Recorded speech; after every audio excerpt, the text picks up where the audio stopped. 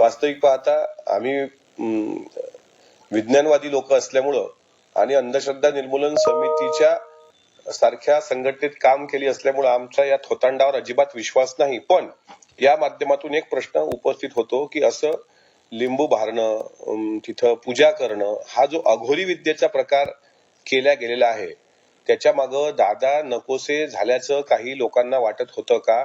आणि त्याचा master mind जो असेल तो या बाबाचा भक्त होता का? म्हणजे हा जो लिंग पिसाड भामटा आहे, ज्याचं नाव कॅप्टन अशोक खरात, आणि त्याचे मोठे मोठे भक्त आहेत, ते महाराष्ट्राच्या समोर आलेले आहेत. आणि त्याचा एक फोटो मी पण ट्विट केलाय VSR व्हेंचर या विमानाच्या सोबत.